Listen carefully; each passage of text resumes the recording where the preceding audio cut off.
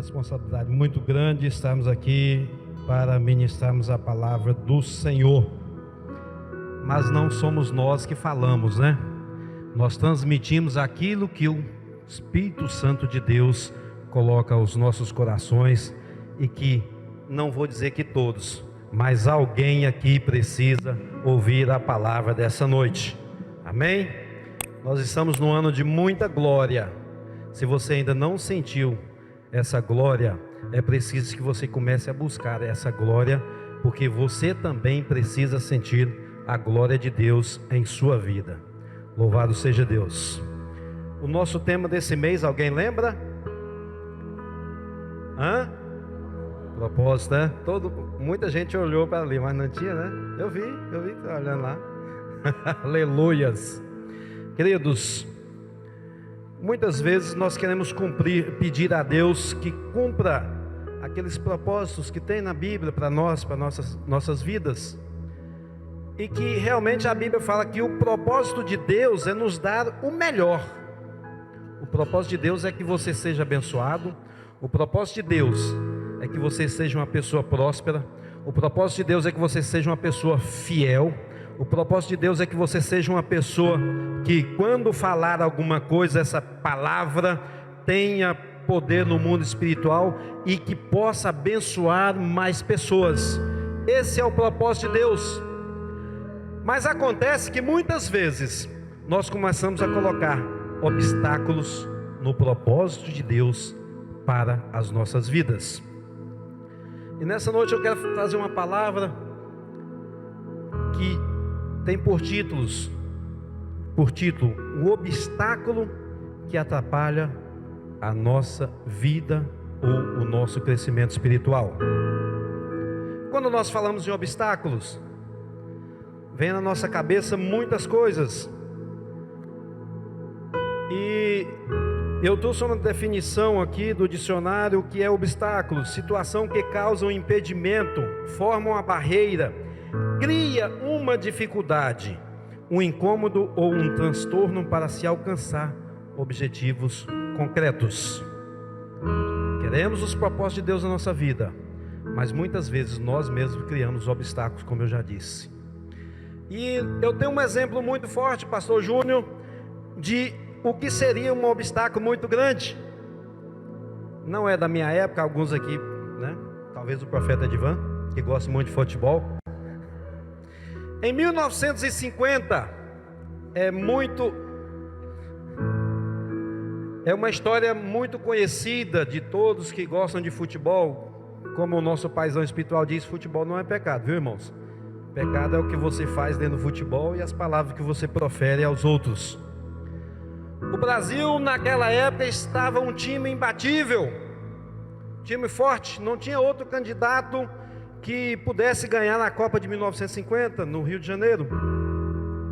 E todos já davam como certa a vitória e o título mundial de 1950.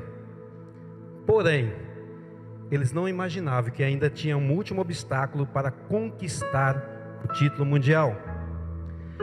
E começou a partida, foi muito boa, o Brasil fez 1-0, aleluia, glória a Deus. Outros, né, soltaram foguetes. O Maracanã nunca teve uma lotação tão expressiva como aconteceu naquela época. Mais de 200 mil pessoas no estádio de futebol, praticamente a população de Palmas inteira. E começaram a se gloriar, porque o Brasil tinha feito 1-0 em cima do Uruguai e era o time imbatível. Porém, com o passar do tempo, o Uruguai empata 1-1. E já no início do segundo tempo, pastor Júnior, para tristeza de muita gente, o Uruguai vira o jogo por 2-1 e assim perdurou até o final da partida. O que eu quero dizer para você nessa noite? As vitórias, muitas vezes cantadas antes do tempo, sem você observar os obstáculos que tem na sua vida, elas mesmas, essas vitórias podem se transformar em derrotas. E muitos obstáculos acontecem na nossa vida. Pastor, ultimamente essa pandemia tem nos trazido um obstáculo muito grande, que é de frequentar as reuniões. Nessa pandemia, os obstáculos que aparecem e que apareceram têm deixado muitos crentes a ver navios ao léu, sem confiar em Deus, que tem propósitos de te abençoar. E nesses obstáculos, nós temos muitas coisas que podem nos atrapalhar na nossa vida espiritual. Quero falar em alguns obstáculos que atrapalham a minha, a sua, a nossa vida espiritual. Um desses obstáculos, anote aí para depois você refletir, é a falta de fé. Falta de fé. Muitas vezes, pastor Ricardo, nós estamos falando com as pessoas, orando para as pessoas: tenha fé que você vai vencer, tenha fé que a cura vai chegar, tenha fé que vai dar certo, tenha fé que a porta há de se abrir. Mas muitas vezes nós que estamos proferindo isso, não temos essa fé para alcançar tudo que falamos. Eu quero trazer uma reflexão no livro de Êxodo, capítulo 14, que fala sobre a saída do povo de Israel do Egito. Nós sabemos de todas as dificuldades que passaram aquele povo. Eles sofreram na mão de Faraó. Muitas vezes chegavam uns para os outros e falavam: até quando nós vamos ficar nessa? Até quando Deus vai deixar que nós, a nação prometida dele, passe por todos esses problemas? Mas antes que Israel caísse na mão de Faraó, houve consequências anteriores que nós não podemos esquecer. Na nossa vida também é assim. Nós estamos passando por um vale, estamos passando por dificuldades, e nós só clamamos a Deus: tenha misericórdia, e não olhamos o que foi feito lá atrás, para que Deus nos colocasse daquela maneira. Muitas vezes os obstáculos que aparecem nas nossas vidas são para nos tratar, e nós não entendemos que Deus quer tratar em particular alguma coisa conosco, mas a nossa reação é simplesmente de lamentar o que nós estamos passando. Pois bem, e naquela conjuntura do povo de Israel sair do Egito, caminhar pelas terras, passar por dificuldades, e não lembrando que nesse trajeto o Senhor Deus ainda ajudava, tinha misericórdia do povo de Israel. Durante o dia era uma coluna de fogo que tampava o sol, para que ninguém pegasse aquele sol escaldante do deserto. Mas à noite tinha aquela nuvem que iluminava o deserto, para que ninguém pisasse em uma serpente, para que ninguém tropeçasse. Era Deus durante o dia e à noite, mas o povo não tinha o costume de agradecer pelas bênçãos que Deus trazia todos os dias.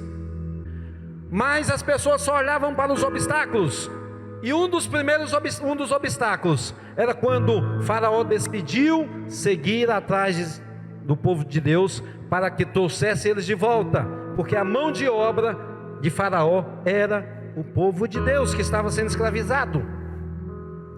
E quando eles depararam de frente ao Mar Vermelho e olharam para trás, e lá vinha Faraó com todo o seu exército, a primeira coisa que eles começaram foi duvidar de Deus. Tudo aquilo que Deus tinha feito para eles nesse trajeto até chegar ao Mar Vermelho, eles tinham esquecido. Muitas vezes nós esquecemos o que Deus já nos fez, o que Deus tem nos livrado, as portas que Deus já nos abriu, os negócios errados que Deus não deixou que caíssemos.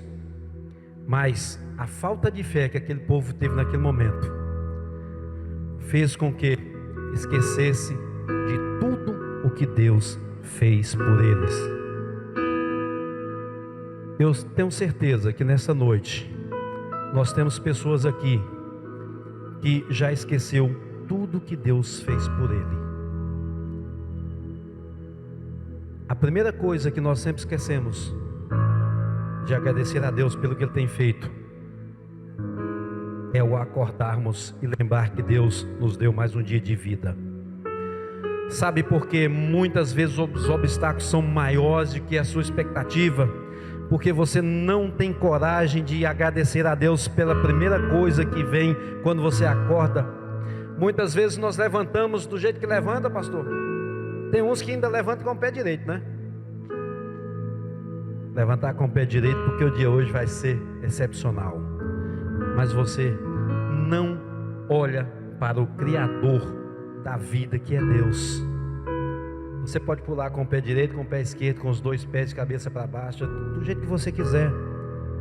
Mas o Criador da sua vida é que te livra de todos os perigos, é que abre portas, é que blinda a sua vida, é que livra você dos ataques do inimigo. A Bíblia nos diz que 10.000 cairão à sua direita e tu não será atingido. 1.000 e você também não será atingido. Mas para você alcançar isso tudo, é preciso que você tenha fé no poder de Deus, tenha fé naquilo que você vê, tenha fé naquilo que você lê, e tem que acreditar também, porque Deus está aí para nos abençoar. Se você tem fé que isso aconteça na sua vida, vai acontecer na sua vida. Amém? Mas não parou por aí. Depois que Deus livrou o povo de Israel, abriu o Mar Vermelho, que já não tem nem mais o que falar das bênçãos que Deus fez para ele.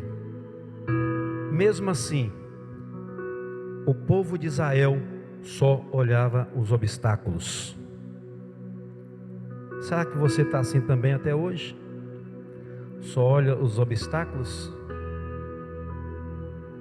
Eu tenho ouvido muita gente falar, evangelista Ludmila, que nós estamos em crise. Alguém está em crise aí? Aleluia. Mas eu estava conversando esses dias, que crise é essa que está prosperando o povo de Deus? Que crise é essa que está abrindo porta de emprego para o povo de Deus? Que crise é essa que você fala assim, ó, eu vou ali comer um sushi, vai lá e come? Que crise é essa que você faz um churrasco regado a picanha e contra filé? Que crise é essa que você está vivendo? Queridos, nós estamos vivendo em tempo de bonanças, no tempo da crise. Se você ainda não observou, não olhou isso, você está sendo ingrato com Deus, porque não está faltando nada na sua casa. Você só tem olhado para os obstáculos. É isso que interessa na sua vida, olhar para os obstáculos, olhar para o que está errado, olhar para o mal feito. Mas você não olha para aquilo que está dando certo para você. Esses dias teve uma pessoa aqui no centro apostólico que trocou de carro. Isso não é crise, isso não é obstáculo. Essa pandemia que veio foi só para testar a sua fé, e você está colocando como um obstáculo para adorar o nome do Senhor.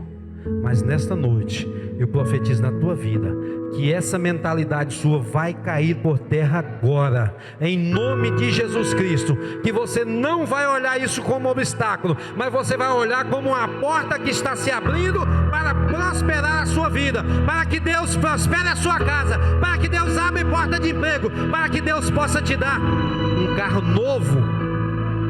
Aleluia!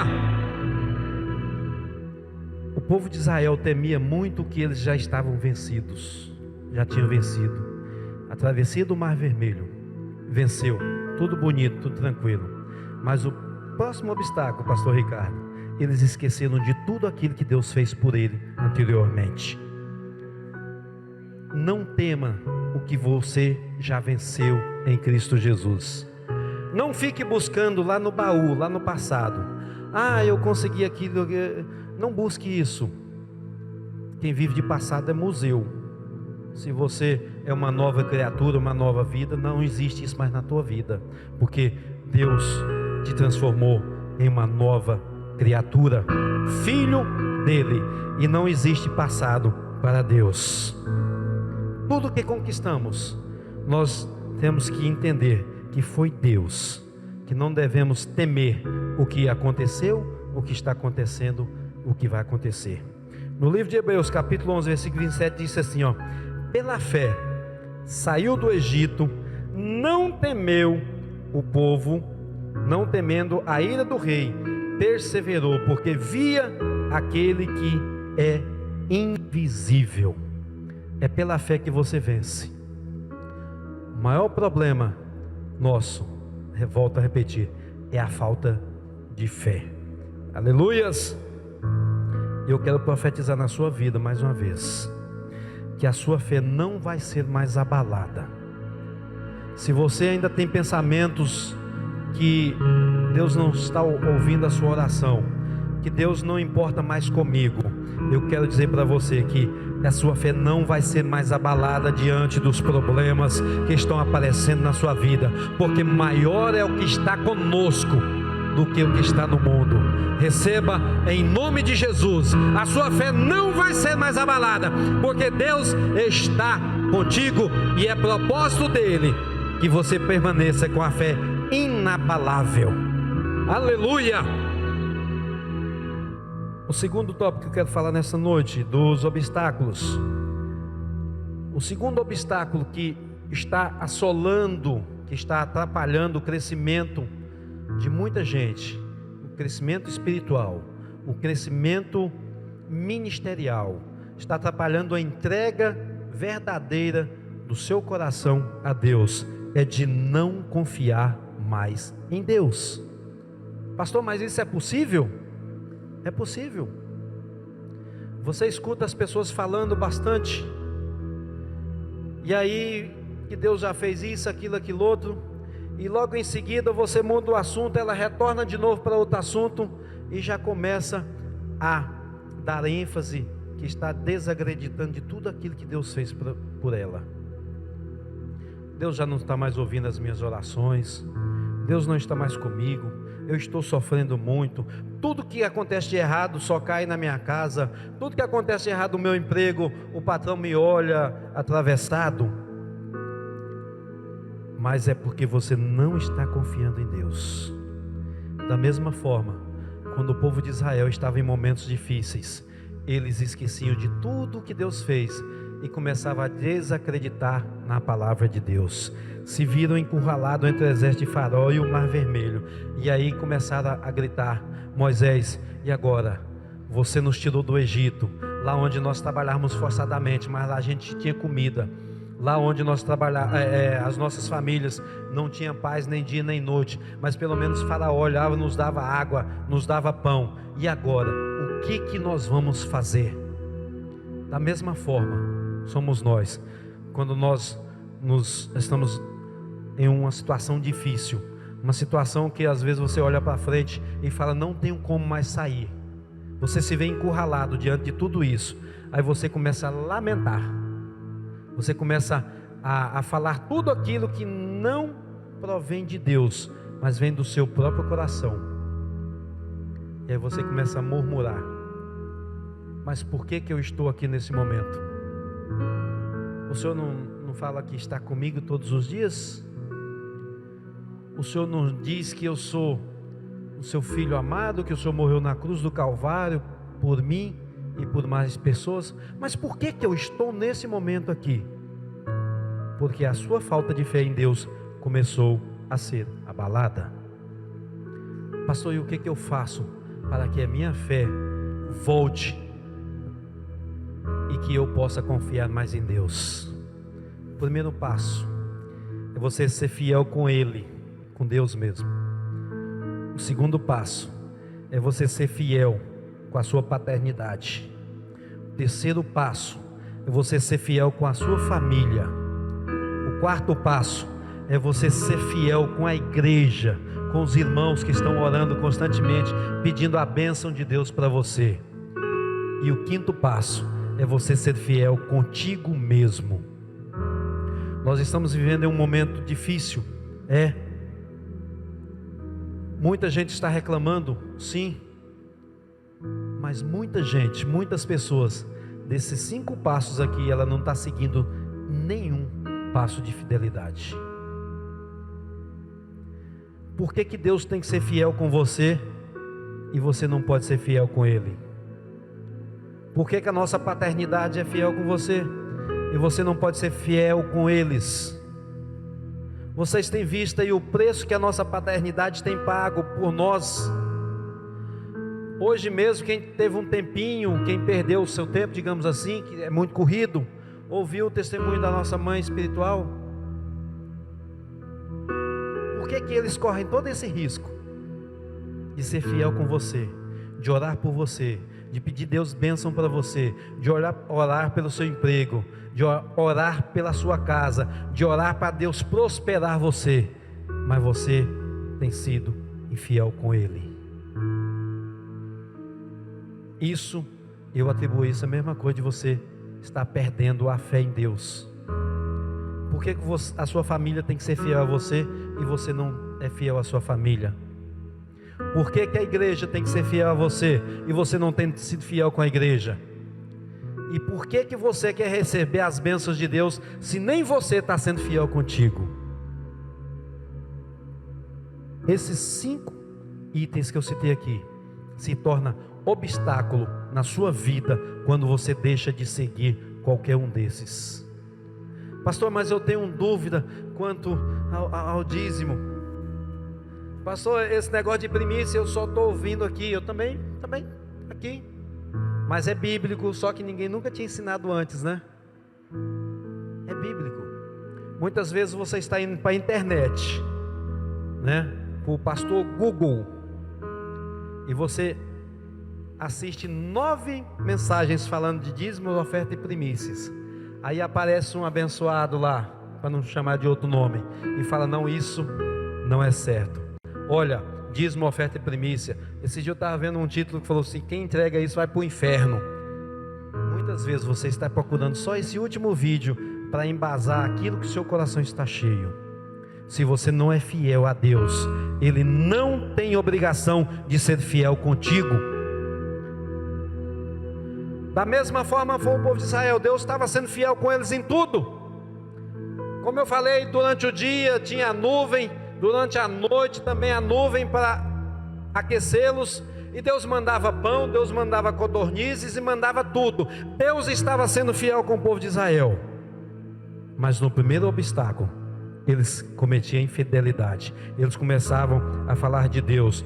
Eles esqueciam que Deus tirou ele do Egito, daquela situação toda periclitante. Eles esqueceram que eles eram uma nação para reinar e não para ser reinados. Muitas vezes nós esquecemos de tudo isso também nas nossas vidas. Êxodo 14:31 diz assim: Israel viu o grande poder que o Senhor havia usado contra os egípcios, e o povo temeu o Senhor e confiou no Senhor e em Moisés, seu servo. Escute o que eu vou dizer agora. Você guarde isso na sua mente.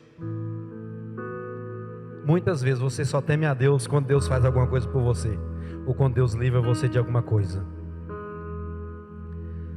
Eu já contei um exemplo meu aqui. Acidentei nesse cruzamento aqui. Inclusive tem um poste ali que nunca colocaram. Foi porque eu falei: não coloque esse poste, em homenagem à minha pessoa. Não, é porque custa 10 mil reais e o Estado não quis pagar. E Deus está me falando de várias maneiras: filho, eu te quero aqui. Mas o filho queria ir para ali. Filho, é aqui, e eu para ali. Mas no dia que eu acidentei ali, que eu quase morri, eu lembrei dos feitos que Deus tinha feito na minha vida. E é só nesses momentos difíceis que muitos de nós temos lembrado dos feitos que Deus fez nas nossas vidas. E aí quando você está lá na beira da morte, como diz o ditado lá em Goiás, pendurado no beicinho de uma pulga entre o céu, né? O céu não, a vida e a morte, né? Porque dependendo da situação, naquela situação que eu estava ali, eu tinha certeza que eu estava lá embaixo, lá no inferno, né? Muitas vezes você também tem agido dessa forma. Só lembra dos feitos de Deus quando a situação para você está quase acabando.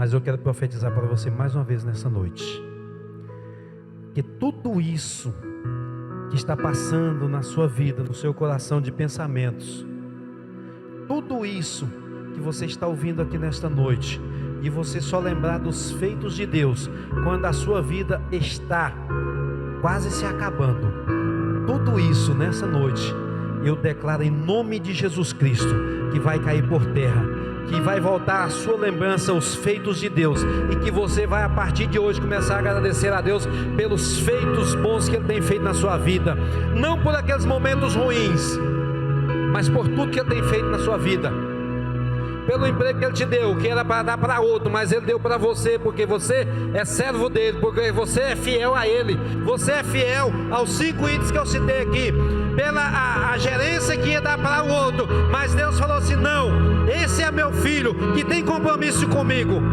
Eu declaro na sua vida esta noite, e o decreto de um sacerdote, chancelado por Deus, pode crer, meu irmão, que vai cumprir na sua vida.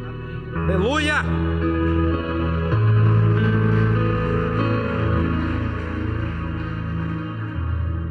O terceiro obstáculo é o obstáculo da murmuração. É muito forte isso, irmãos.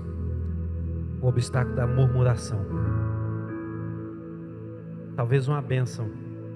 A bênção não tem nem grande nem pequena, mas uma bênção que você acha que é muito pequenininha, que não tem, talvez não vai fazer muita diferença na sua vida. Aquela bênção, aquela pequena bênção, pastora, mas você começa a murmurar por qualquer coisinha que acontece na sua vida.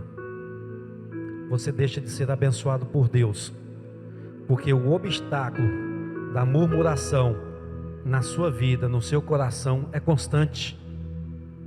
Você reclama de tudo que acontece, e ainda mais, sem saber o que vem pela frente.